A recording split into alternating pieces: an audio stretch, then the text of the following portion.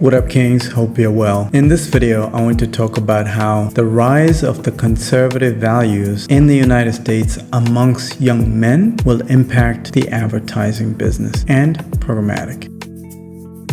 I do a lot of research so that you guys don't have to. There's a major shift happening amongst the younger generation. This is mostly Gen Zers. The males are leaning very conservative and the ladies are leaning very liberal. And the gap is just getting wider and wider. So I like to do my own due diligence. And I like to compare what I read with reality on the ground. You see, that's the difference here, Programmatic Kings. We don't just read about it, we also do our own due diligence by going out in the field, doing our own research, asking questions, meeting people, making sense of all this data and all this information.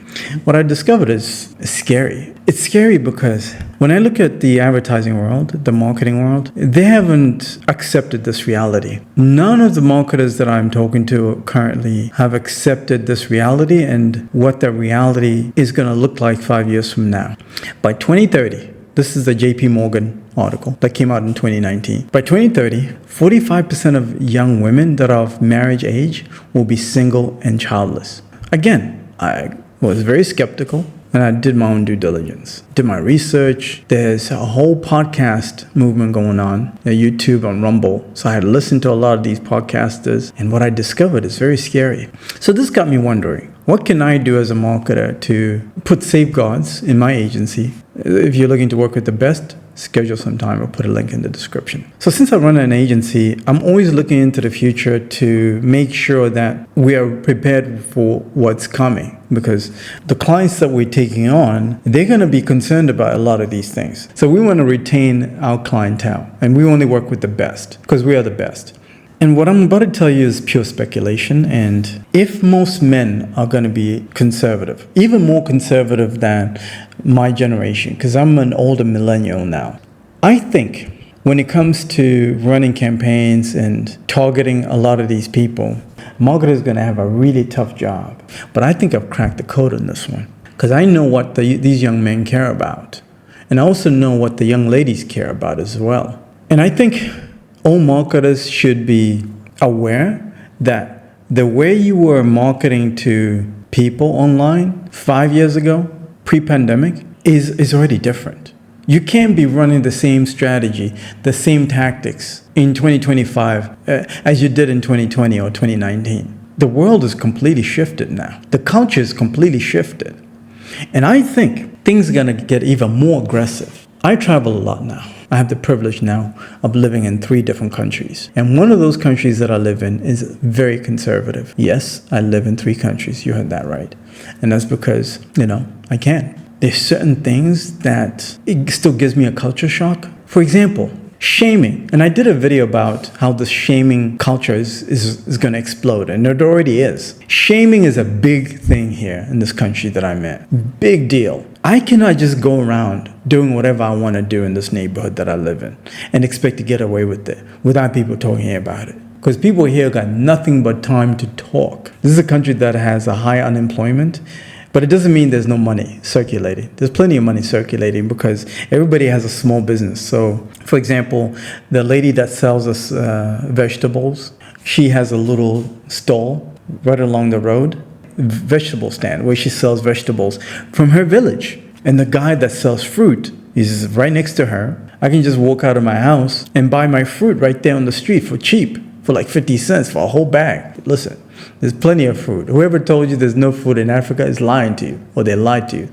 There's plenty of food over here. These people got nothing but time to gossip and talk. Something that people don't have time to do in the West anymore. But I think because of this unemployment problem that is happening now in the United States, the culture is going to shift because now people got time on their hands to talk and to compare notes. With the young men that are conservative, they're sharing information online as they're playing video games. There's a whole community of gamers that will come together, let's say at like 5 p.m. and as they're playing Call of Duty or whatever, because they don't have a job, right? Probably staying in mom's basement or whatever. No disrespect, because listen, they have no choice. So they're sharing information. They're sharing notes. Like, I tried to reach out to this girl that I really liked, and she turned me down. And then his friend will be like, oh, I saw that girl you're trying to hit on. I saw her on OnlyFans. I subscribed to her on OnlyFans. So you shouldn't be dating her.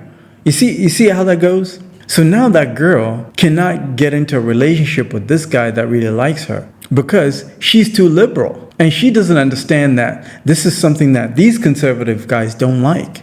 The impact on the ad business is quite simple. There's a saying in the gaming community, a lot of gamers can relate to this one. There's what is called the final boss. The final boss is the last hurdle in the game. What happens if all these conservative guys stop paying for this young lady's OnlyFans? How is she going to survive in a world of unemployment? It's a very scary situation. If she can't survive, how is she a consumer now? Because she doesn't have any money. Because all her money is coming from these young men that want to see her undressed. Because that's why they're paying her in the first place. As a marketer, I'm thinking to myself, I'm using my logical brain now as a marketer.